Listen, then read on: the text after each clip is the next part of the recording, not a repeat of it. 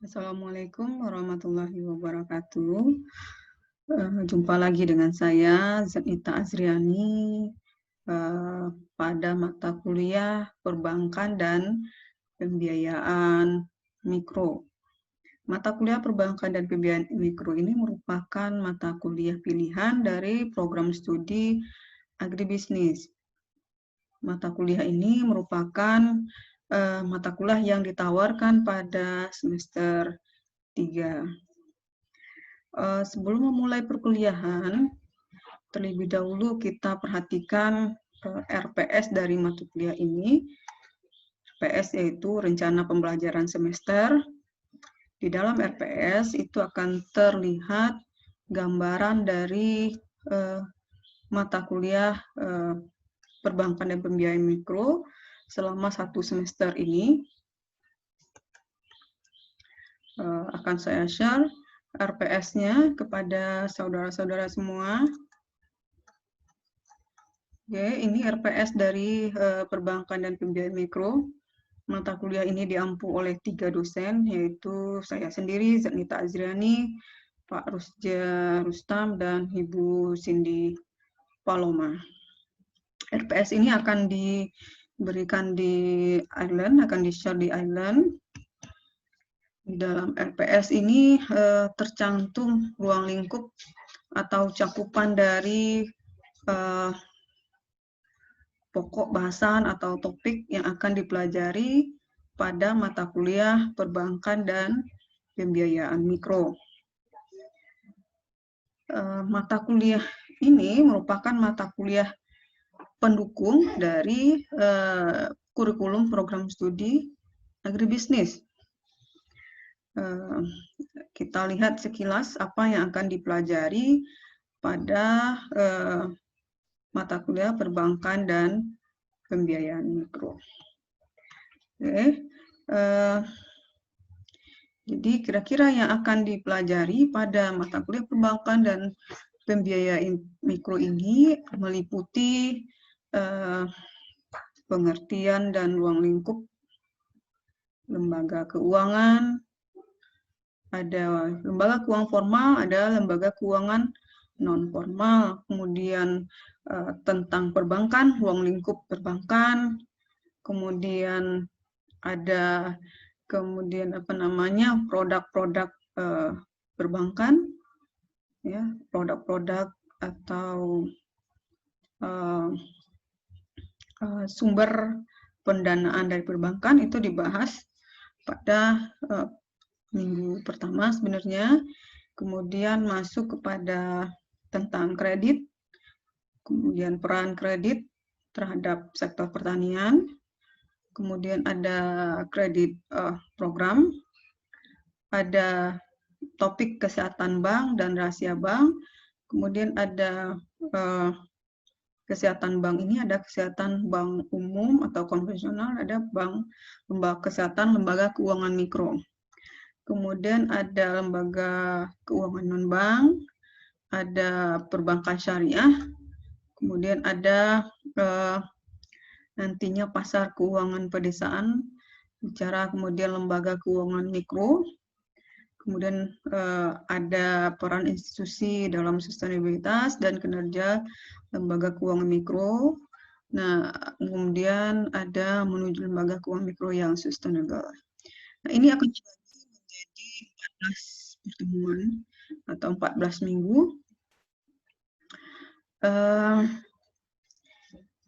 Kemudian masuk kepada itu topik-topik yang akan kita pelajari selama 1 semester. Nah, untuk tugas saya itu ada 5 kali pertemuan. Jadi 5 pertemuan pertama itu dengan saya, kemudian selanjutnya Ibu Cindy, dan terakhir Pak Rusja. Oke. Adapun capaian pembelajaran atau kemampuan akhir yang diharapkan dari mata kuliah Perbankan dan Pembiayaan Mikro ini, kita lihat di sini mahasiswa mampu bekerja sama. Kemudian juga memiliki pandangan yang luas, yang terbuka dan berpikir positif kemudian mampu menerapkan kaidah-kaidah agribisnis, mampu mengidentifikasi dan menganalisis masalah yang terkait dengan agribisnis. Kemudian bahan ajarnya bisa dari berbagai sumber bacaan, baik diambil dari internet maupun dari buku pembiayaan sendiri, mungkin buku perbankan, dan juga dari buku pembiayaan yang terkait dengan agribisnis. Kemudian perkuliahannya lebih kepada metode SCL, di mana mahasiswa lebih aktif dalam perkuliahan tersebut. Jadi karena kita masih dalam proses metode pembelajaran daring, belum tatap muka, jadi diharapkan nanti pada waktu perkuliahan mahasiswa kita atau dosen akan mengirimkan beberapa bahan, kemudian akan didiskusikan oleh di dalam perkuliahan tersebut.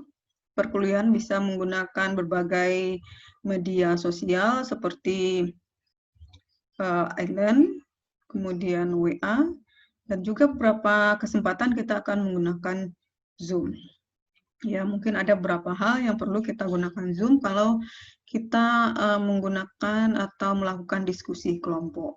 Jadi kalau diskusi kelompok kemudian dibahas, tentu tidak bisa lewat Island saja atau WA group saja. Oke, diharapkan metode pembelajaran kita efektif untuk mencapai capaian pembelajaran tersebut. Kemudian penilaian. Penilaian itu yang digunakan adalah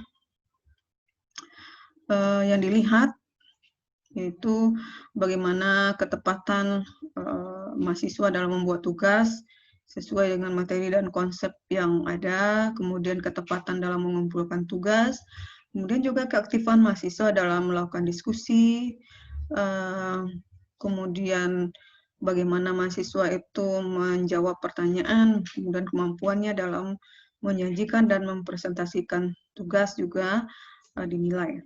Jadi penilaiannya terdiri dari ujian tengah semester, ada ujian akhir semester, kemudian ada tugas nanti ya. Tugas itu presentasi dan makalah. Jadi tugas itu bisa meliputi makalah yang dinilai dan juga presentasi. Dan juga nanti ada kuis. Dan kehadiran mungkin juga akan dinilai di sini. Jadi akan dibuatkan rank penilaiannya untuk kehadiran. Kemudian ini masih yang lama ya, bobot penilaiannya. Ini persentasenya. Kita lihat di sini. UTS UAS itu 25%, tugas 20%, keaktifan 15%. Kemudian ada dimensi internasional soft skill ya tentang sikap tata nilai masing-masing ada 5%. Kemudian terkait dengan norma akademik, kehadiran mahasiswa minimal 75%.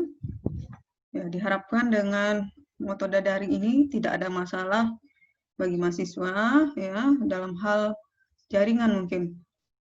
Ya, dari jaringan mungkin mudah-mudahan tidak ada lagi masalah berpengalaman pada semester yang lalu. Jadi kalau ada masalah jaringan di tempat saudara karena berpengalaman pada semester yang lalu, diharapkan mahasiswa bisa memecahkan masalahnya tersebut.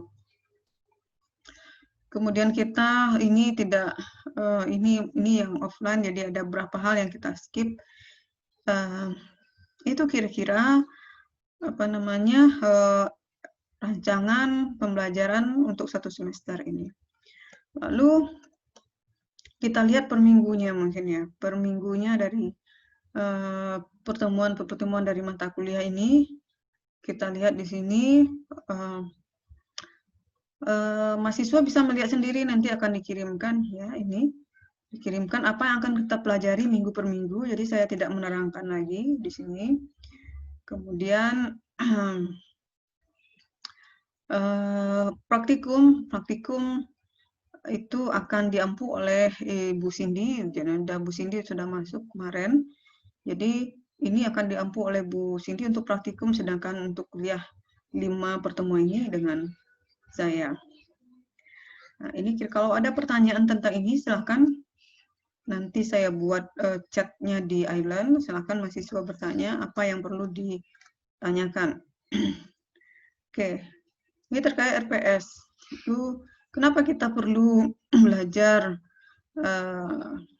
tentang perbankan dan pembiayaan mikro di program studi agribisnis. Jadi pertanyaan bagi saudara mahasiswa semua, kenapa kita perlu belajar perbankan dan pembiayaan mikro di program studi agribisnis? Jadi tadi dikatakan bahwa mata kuliah perbankan dan pembiayaan mikro ini merupakan mata kuliah pendukung dari kurikulum prodi agribisnis. Ya. Kenapa dikatakan pendukung? Yang mendukung semua di prodi agribisnis sendiri ada mata kuliah inti dan juga ada mata kuliah pelengkap, ada mata kuliah pendukung. Jadi perbankan dan pembiayaan mikro termasuk mata kuliah pendukung. Kenapa dikatakan begitu? Kenapa perlu mata kuliah ini di program studi agribisnis? Karena ini terkait dengan subsistem yang ada di agribisnis. Agribisnis itu sendiri, seperti sudah kita ketahui, memiliki, kalau kita rinci, memiliki 5 subsistem. Ada subsistem hulu, subsistem usaha tani, ada subsistem hilir, kalau kita bagi 3.